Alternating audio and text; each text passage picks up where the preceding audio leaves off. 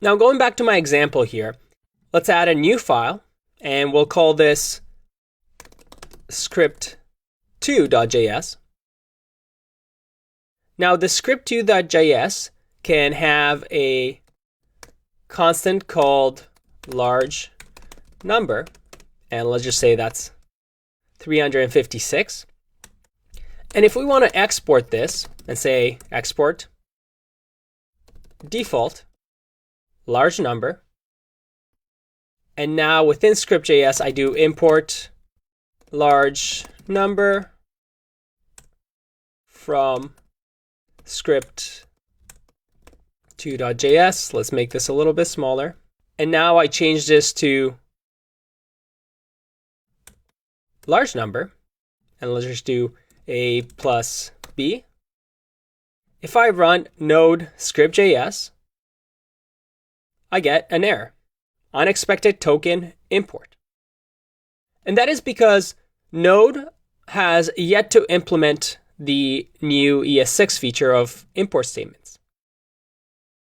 And there are ways around it, and you can add packages in order to allow you to do this.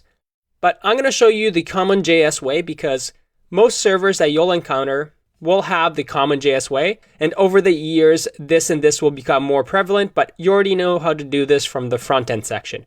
So nothing is different here. In order for you to get familiarized with common JS, we're going to use the require form. So how can we do this using the way it works in Node 8.9, which is the version that we have? Well, we'll have to do a const large number equals require. Again, this might be familiar. And then within here, we have to give it the file path. With require, we now have large number. And we also want to export it now. And the way exports work with CommonJS is you do module.export. And that is because, let me just clear this and show you. If I do node and I do module, you see that module is a global object that we have access to.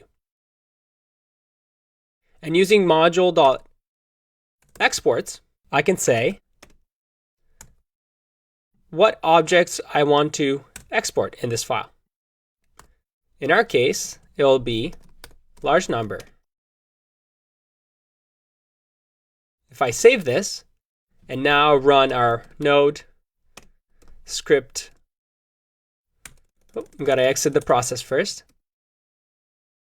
Let me clear. If I run node script.js, I get object 5. Why is that? Well, because now we've exported this object. And the way we want to access it here, we're exporting a global object, which we can name whatever. In our case, we can say script2. And in order to get the property of script2, well, we'll say script2.largeNumber. And now if I run this, I get 361. And this can be named anything. It's just a variable that you're declaring. So we can just call it C large number, and it still works. It's a bit of a different style than we used to on the front end. And that's only because we haven't implemented Node hasn't implemented the import and export with this version of it. But it will come eventually. Just don't get scared if you see it this way. Once you get used to the syntax, it's pretty much the same. All right, I'll see you in the next one. Bye-bye.